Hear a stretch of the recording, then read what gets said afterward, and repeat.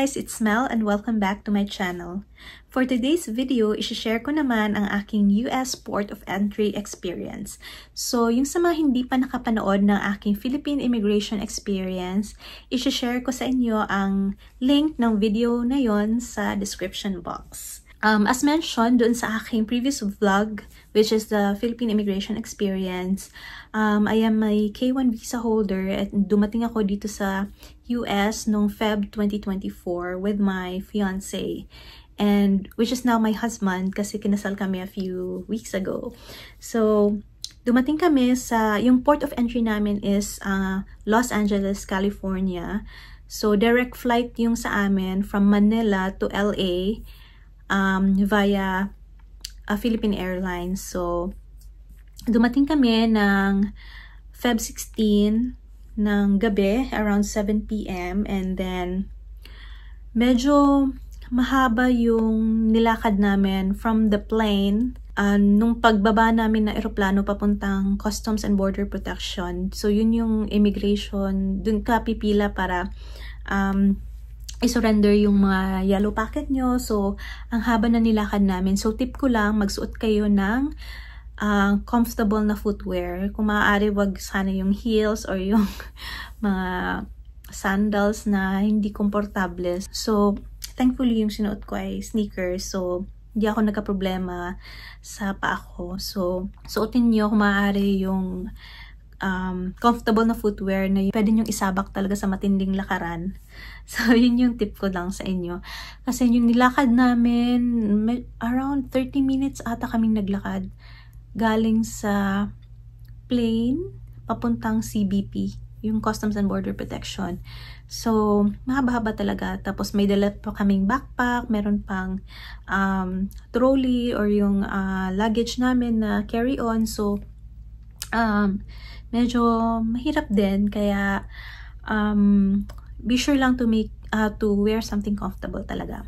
Tapos nung dumating na kami doon sa doon sa pila ng CBP, Customs and Border Protection, may dalawang pila kasi yon. Merong pila for US citizens, may pila din for non-US citizens. So, yung fiancé ko is, pwede sana siyang pumila doon sa US citizens kasi US citizen naman siya. But, hindi niya ako pwedeng isama doon kasi nga non-US citizen pa ako. Kaya, ang ginawa namin is, pumila siya kasama ko doon sa non-US citizen na pila. So, pwede yon. Kaya, yun yung ginawa namin. So, naghintay kami sa turn namin para doon sa immigration. I think it was more than an hour na nakatayo kami tapos naghintay sa turn namin. Kasi hindi lang PAL yung airline na nagland nung time na yon. May mga nakasabayan kaming ibang passengers from different airlines. So, medyo talaga. Kung meron kayong flight nakasunod doon or may kung layover nyo lang ang LA, kung meron pa kayong domestic flight, ang suggestion ko is make sure lang na may enough time kayo to do the immigration, kunin yung bagahe nyo at mag-check-in ulit para sa domestic flight. Make sure to have ample time or enough time for that kasi baka maiwan kayo ng next flight nyo. Yung sa amin naman, meron kaming 4 hours para sa next flight namin. So, I think that was enough for us na mag-undergo ng immigration, kunin yung luggage at saka check-in ulit for our domestic flight. So, yun lang yung tip ko sa inyo. Just be sure na may enough time kayo. And then, yung turn na namin para sa immigration, dun sa immigration officer, magkasama kami ng fiancé ko na pumunta sa kanya. So, sabay naming binigay yung aming passport. Yung sa akin, yung passport with visa. And then, binigay ko rin yung aking yellow packet. So, thankfully, yung immigration officer na nag-asikaso sa amin is very nice naman, and hindi naman ako hinanapan pa ng ibang document.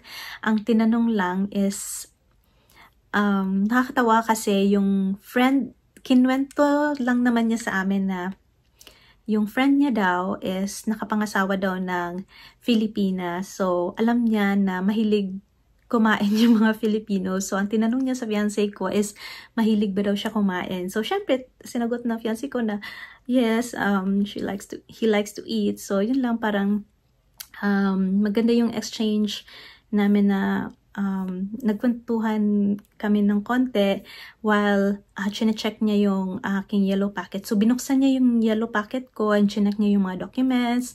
And then, ayun lang, wala naman siyang ibang tinanong pa aside sa doon sa fiancé ko kung mahilig ba siyang kumain.